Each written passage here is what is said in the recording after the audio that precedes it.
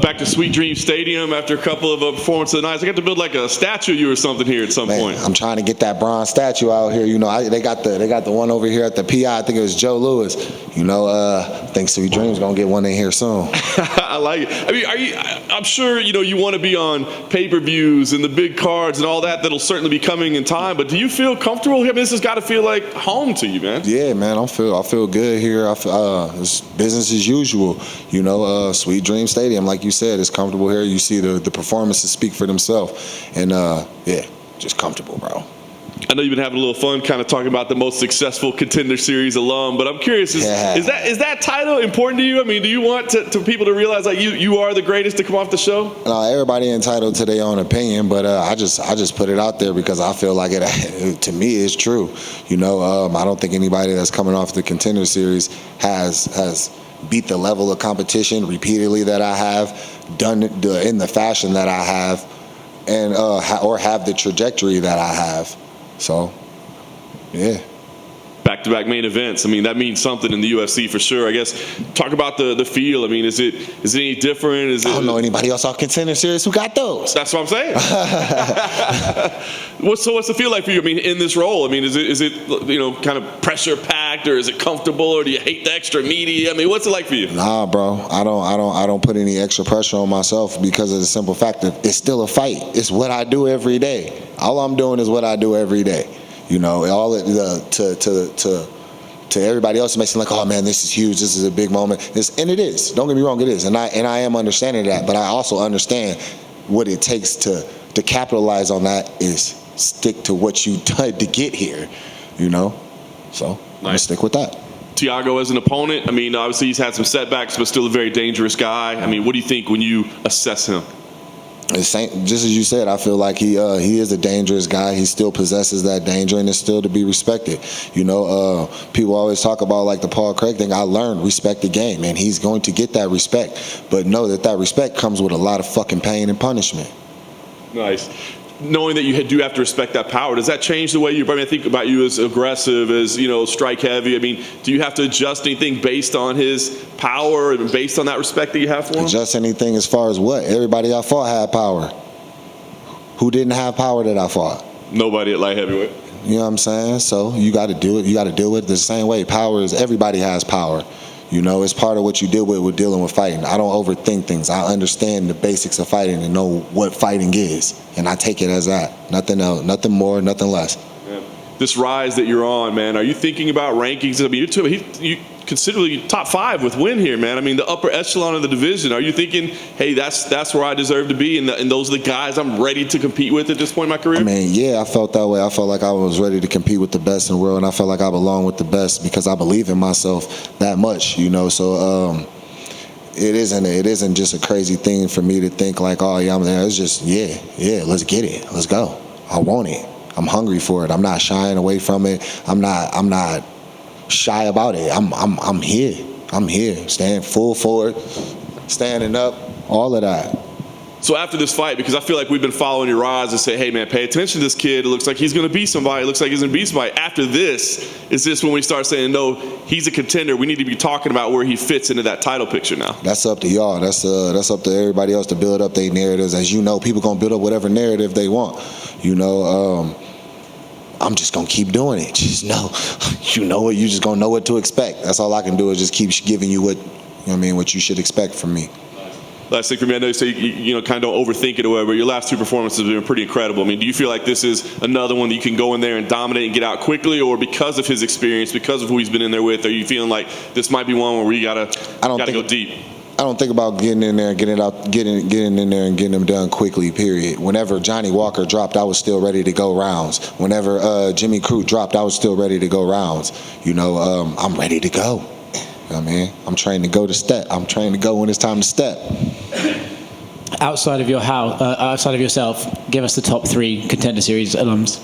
Outside of myself, the top 3 Contender Series alums I say will be Sean O'Malley, Kevin Holland, and Alex Perez. In that order? Not so much in that order, no. But yeah, just like that, you know. I don't know if you've seen him. Deontay Wilder's here today. Would it be cool to have him watch your fight on Saturday? Yeah. I did see Deontay. I actually talked to him, and I asked him if he was gonna come out Saturday. He told me he was gonna check. He was gonna see, and he might pop out if he can. Hopefully he does though. You know, that'd be cool. Hey, Jamal. People say that Thiago Santos isn't the same Thiago Santos from when he fought John Jones. Do you see it that way, or do you think it's just the same guy? He's just been having off performances. I don't give a fuck.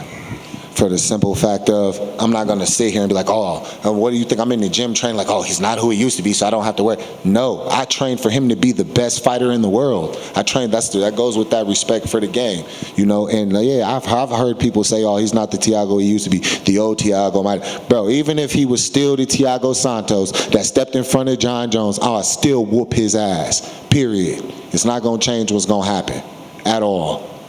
It was your 3-year anniversary of your Contender Series fight just 2 weeks ago. How important was that fight, and I guess kind of just reflect on that fight? It was everything, you know. I'm not here talking to you guys. I'm not having these moments. I'm not getting these opportunities without the Contender Series. You know, I remember it. I remember what it felt like going through and everything.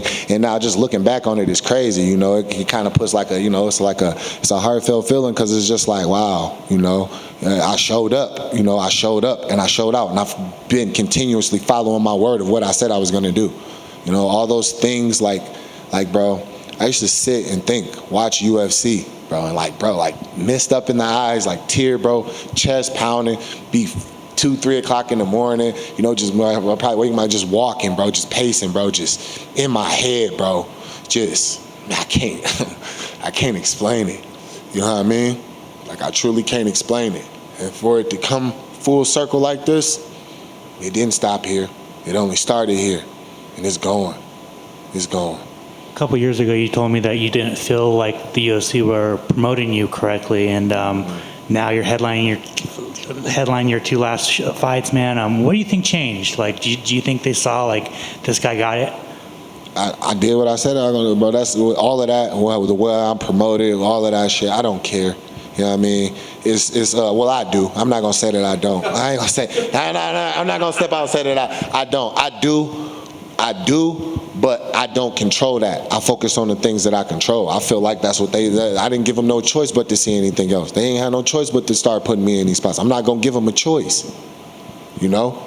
Because this the beautiful thing about this sport. In basketball, you can have a off series, something, you get knocked off by a team. You never really get to have to meet this team or meet that. You ain't got no choice but to run into me, bro. You ain't got no choice but to run into me, because I ain't going nowhere.